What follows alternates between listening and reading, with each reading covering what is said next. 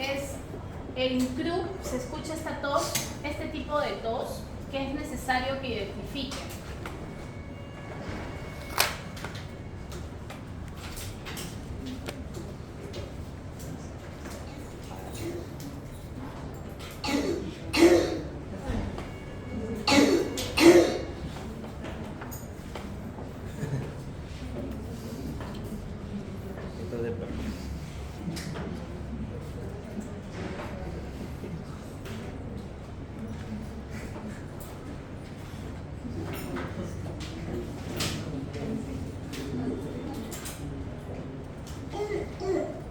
Ese es más característico.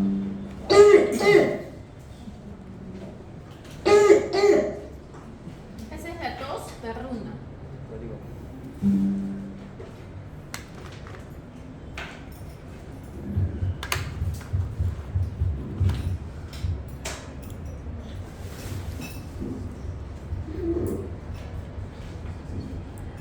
Es estridor.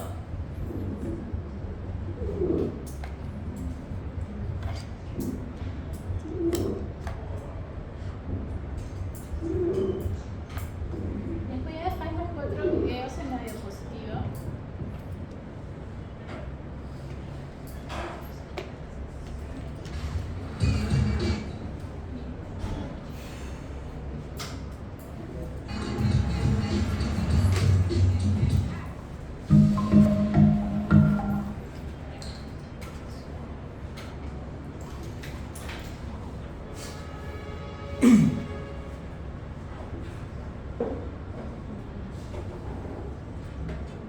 Characteristic classical croon sound. Likewise, taking a breath often produces a high-pitched whistling sound, which is known as stridor. When a cough forces air through the narrow passageway, swollen vocal cords produce a noise similar to a seal barking, and that's the characteristic classical croon sound. Likewise, taking a breath often produces a high-pitched whistling sound, which is known as stridor. So croup is most typically caused by parainfluenza virus, but it can also be caused by respiratory syncytial virus, also known as RSV, influenza, adenoviruses, or enteroviruses. So now we've covered a little bit about what croup is, or what are the symptoms of croup. Well, croup often begins as a typical cold, and if there's enough inflammation and coughing, the child can develop a loud barking cough that's further aggravated by crying and coughing, as well as anxiety, agitation, and that's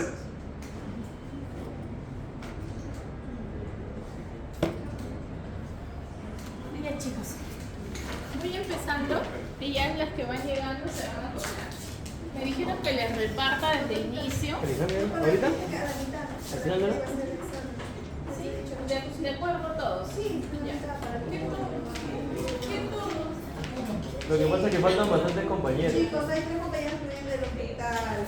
Ellos no están viniendo de cada uno. No es lo mismo, ¿no? Ya. Hoy día vamos a hacer croup y neumonía. ¿Ya? Croup deriva de la palabra anglosajona llamada croup, que significa llorar recio o llorar fuerte. Una vez que ustedes escuchan un paciente con croup, es muy difícil que se olviden ese sonido de la tos. Y generalmente no llegan en el día, van a llegar en la noche. Este sonido es bien característico, muy distinta a la tos convulsiva o a la tos ferina, o llamada también síndrome coqueluchoide. La tos convulsiva o el síndrome coqueluchoide es una tos en quinta. El paciente tose y se puso rojo o cianótico. Eso es coqueluche. La tos tipo metálica o tipo fuerte con estridor se llama croup, o llamado también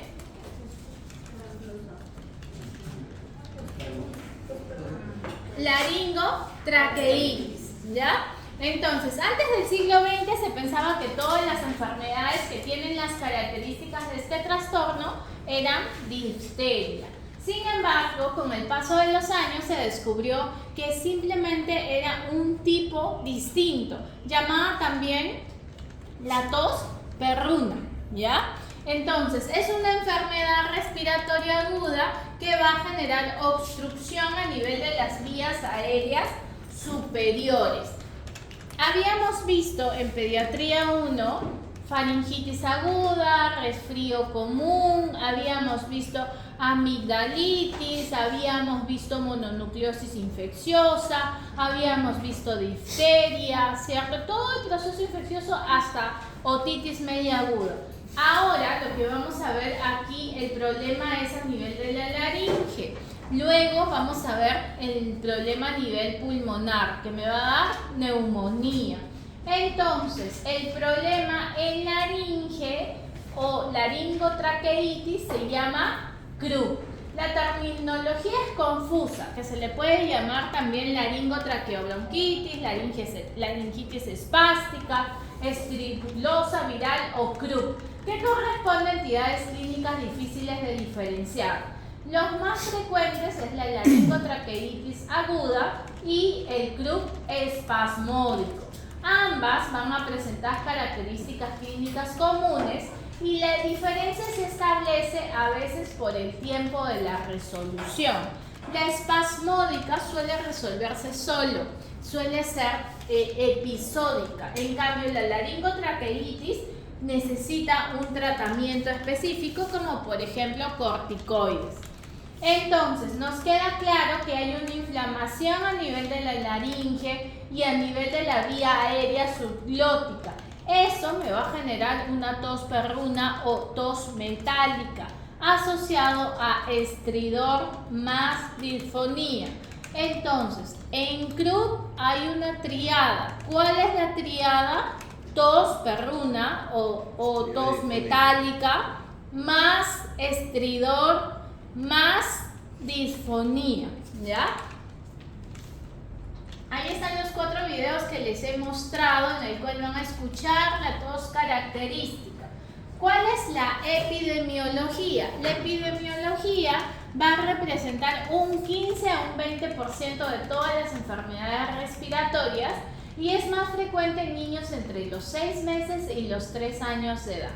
El paciente está durmiendo y empieza con la tos un poco excesiva y empieza ese sonido clásico que llega a la emergencia y tú dices, esto es CRU. Todos se identifican CRU en la emergencia, el técnico, el enfermero, todos ya te van y te dicen, doctor, no tiene tos perruna. Es bien característico, suele tener inicio súbito y como la mayoría de enfermedades tiene predominio a nivel de varones. El 60% se va a resolver en 48 horas. Un 5 a un 10% va a requerir hospitalización y un 1 a un 3% va a requerir intubación. Ahora, la intubación en este paciente va a ser un poco complejo porque la vía aérea va a estar edematizada, va a estar afectada. Entonces, aquí vemos las cuerdas vocales y va a haber una inflamación de las cuerdas vocales con las estructuras circundantes y eso va a hacer que la tos tenga ese sonido característico. ¿Qué es lo que vemos? Glotis más alta, un espacio subglótico de menor tamaño por la influencia del cartílago cricoides y tejidos submucosos laxos menos fibrosos. Eso es lo que me va a generar que haya una tos con el sonido metálico. ¿Cuál es la etiología? La etiología es netamente el mayor porcentaje viral. La causa principal para influenza. Puede tener otras causas como influenza, virus sincitial respiratorio u otros virus, sí, pero esencialmente para influenza. ¿Las bacterias pueden ocasionar CRU? Sí, en menos proporción, en un 3%. ¿Quién? Mycoplasma pneumoniae, que es la causa de las neumonías atípicas en la infancia. Entonces, CRU tiene una triada, alteración a nivel de la laringe, a nivel de las cuerdas vocales, que va a ser ocasionada por parainfluenza. No se olvide, ¿ya? Parainfluenza. ¿Cuál es la patogenia? Hay una infección por el virus a través de gotitas de la saliva y esto va a generar que de la nasofaringe se va a diseminar a la laringe y a la tráquea. Esto va a hacer que haya afectación a nivel de la región subglótica, generando en zona inextensible rodeada por el cartílago cricoides y va a disminuir el pasaje aéreo generando edema que va a generar el estridor laringio. Esa es la explicación del croup, ¿ya? Es una infección que va a generar el proceso de alterar la laringe y la tráquea. Ahora, la sintomatología va a llegar a estridor, va a llegar a presentar disfonía. El área subglótica de la vía aérea superior va a alterar la laringe y la tráquea generando edema e inflamación y se va a ver como un estridor. La disminución del flujo de aire, el aumento de la presión negativa intratorácica, aumento de la resistencia y estrechez de la vía aérea me va a generar disfonía. Esto me puede llevar a un colapso de la vía aérea generando aumento de la severidad y esto me va a generar dificultad respiratoria e hipoxia, haciendo que un porcentaje de estos pacientes pasen a la UCI y requieran ventilación mecánica. Aquí vemos, por ejemplo, la vía aérea sana y aquí vemos la vía aérea con croup. Hay un edema, hay una disminución del pasaje de la vía aérea. Hemos visto, hay infección viral que va a comenzar en la nasofaringe y se va a extender por el epitelio respiratorio hacia la laringe y hacia la tráquea. Aquí vemos, por ejemplo, una imagen en la cual la zona subglótica está prácticamente normal, pero aquí está edematosa y vemos disminución del espacio aéreo. Por ende, va a llevar a la tos característica del croup. ¿Qué es el croup espasmódico? El croup espasmódico es la aparición súbita de edema no inflamatorio dentro de la submucosa de la tráquea subglótica. Se cree que no hay un compromiso por un virus directo. Se ha sugerido que existe una base genética en este paciente e inmunológica a una reacción alérgica a ciertos antígenos virales. Es difícil diferenciar un croup espasmódico de una laringotraqueitis, es decir, de un croup. El niño puede o no puede tener síntomas de resfrío, de catarro. Se despierta por la noche con la tos perruna y presenta estridor inspiratorio. Excepcionalmente puede presentar dificultad respiratoria.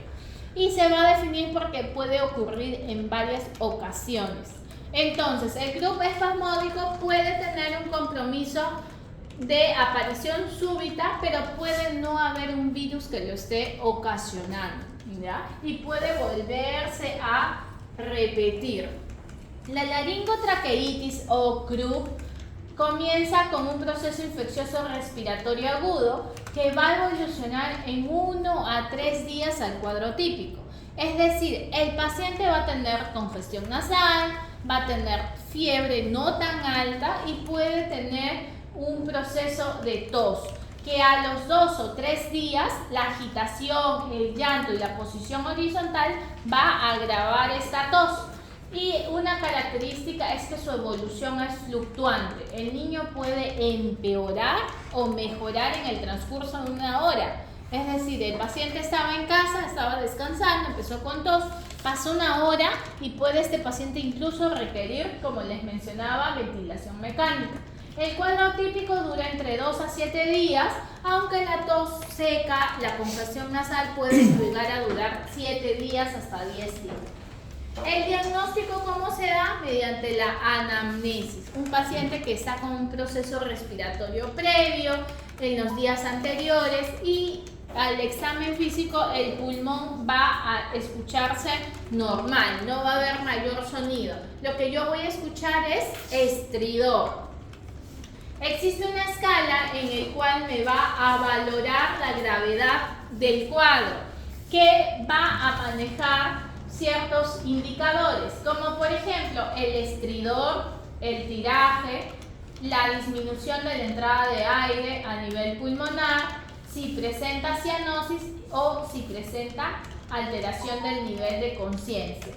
Si dependiendo de la puntuación, menos de 3 es leve, moderado es de 3 a 7 y grave es más de 7. Si este paciente tiene alteración de conciencia, ya es 5 puntos. Sí o sí es grave, porque va a estar asociado a uno de estos síntomas. Si el estridor está en reposo, que lo escuches con estetoscopio, es 1 punto. Pero si lo escuchas sin estetoscopio, es 2 puntos.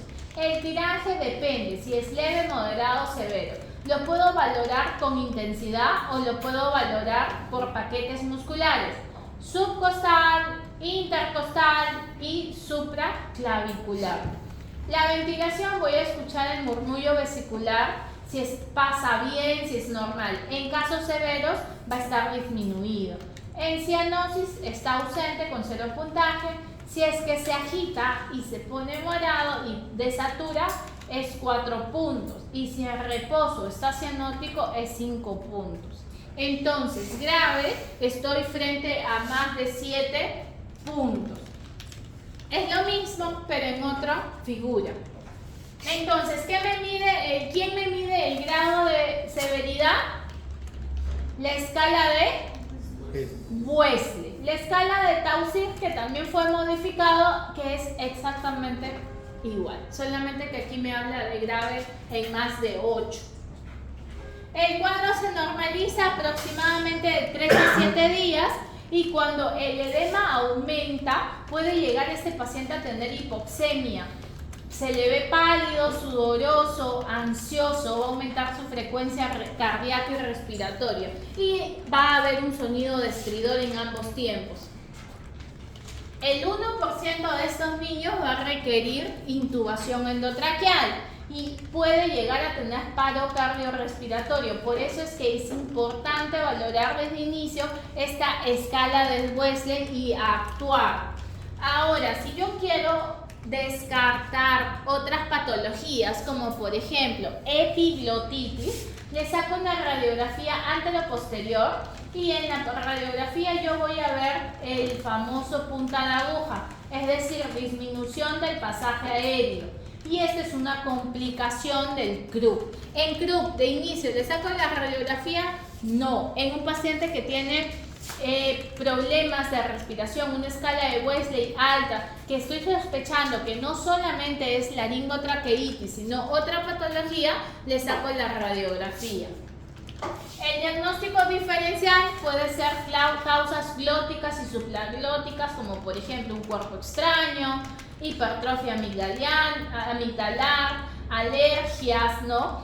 O incluso una neoplasia. O las causas infraglóticas, que es laringotraqueitis, que es Krupp, traqueitis bacteriana, estenosis, tetania, laringomalacia o neoplasia.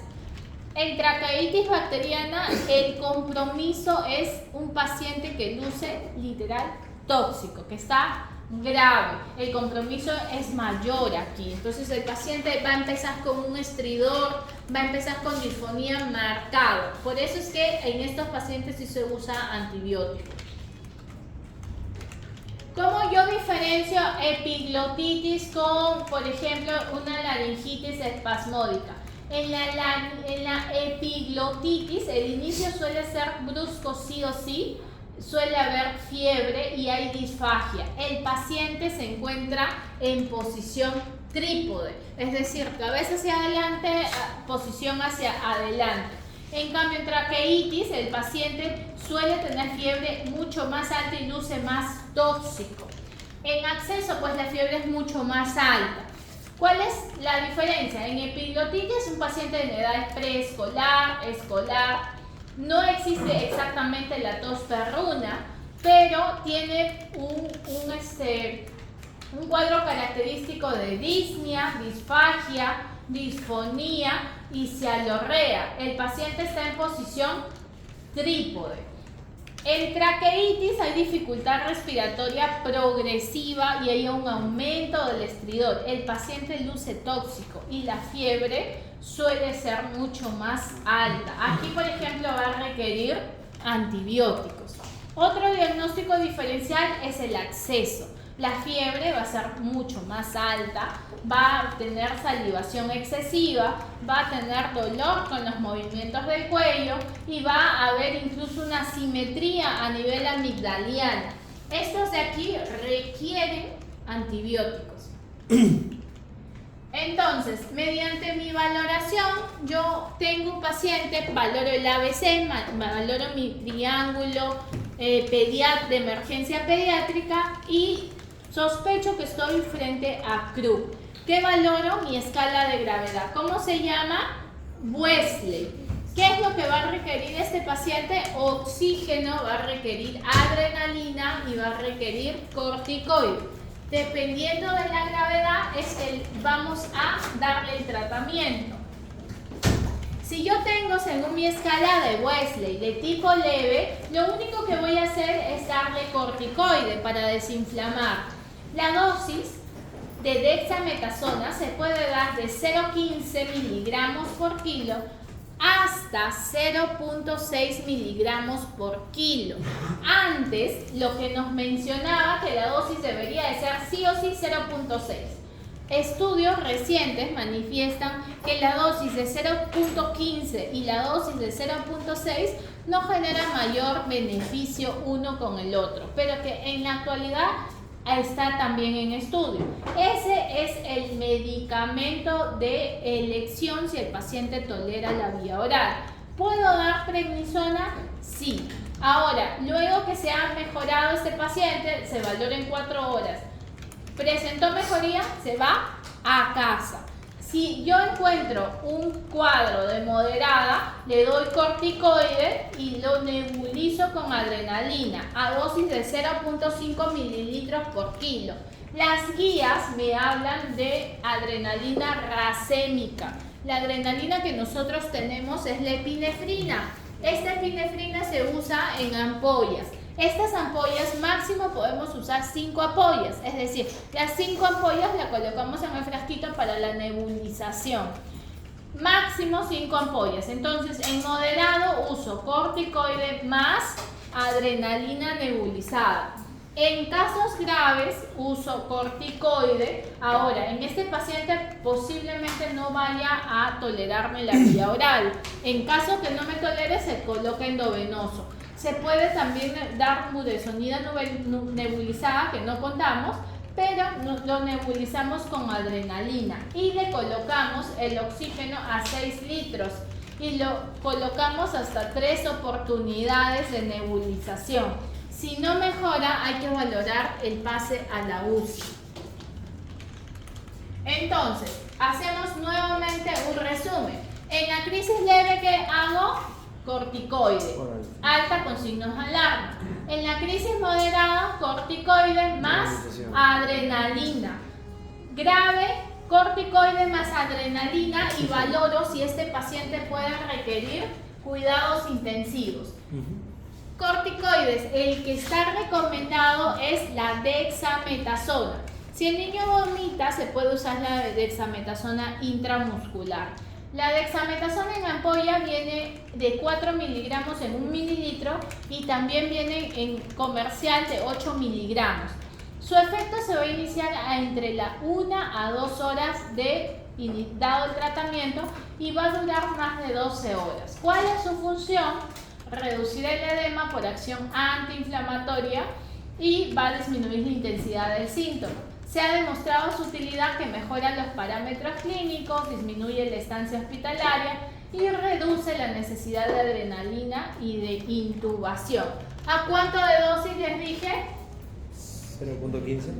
0,15, ¿ya? Hasta 0,3, 0,6. En un principio se usaban 0,6 miligramos por kilo, con un máximo de 10 miligramos por vía intramuscular, pero dosis de 0,15 por vía oral hay estudios que con fuerte evidencia que es igual de eficaz. ¿Esto por qué es importante? Porque se va a reducir los efectos adversos potenciales y se evitan las molestias de la inyección. La budesonida nebulizada y la dexametasona oral en niños con laringotraqueitis son igual de eficaces. Dado el bajo costo de la dexametasona, se debe de considerar como la primera opción, ¿ya? Entonces, la primera opción, ¿cuál es? Dexametasona. ¿A dosis de cuánto? 0.15.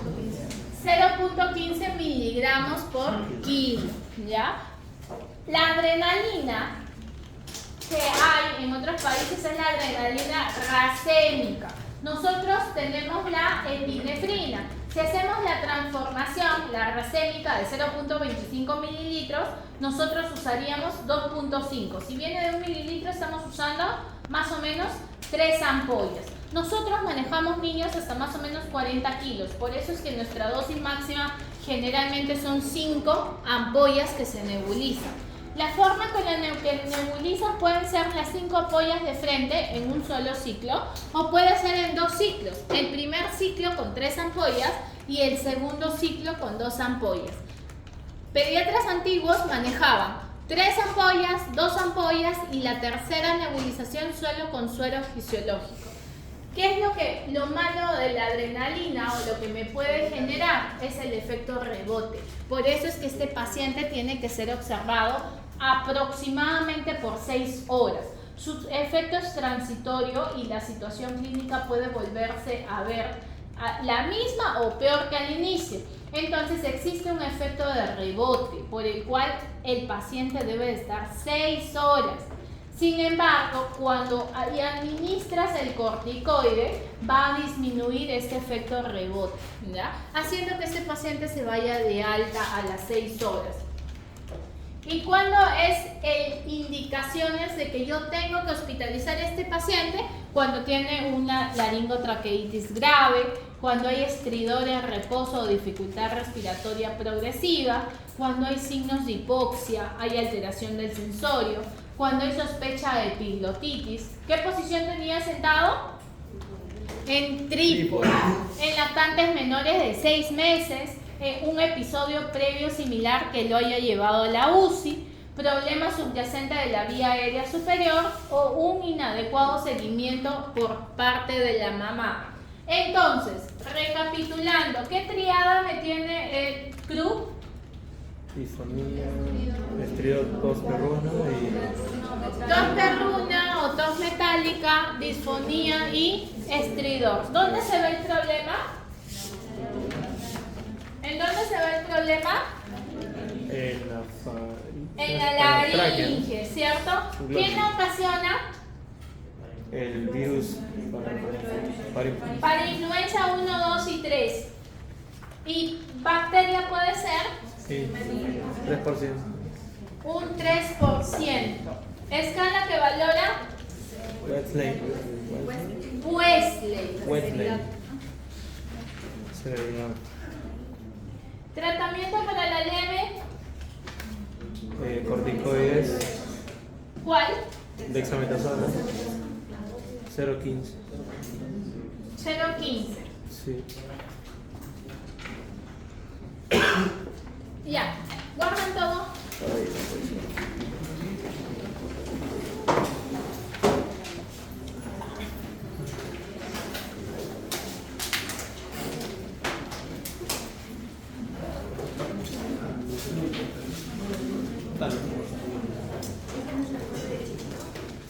¿Ya está? La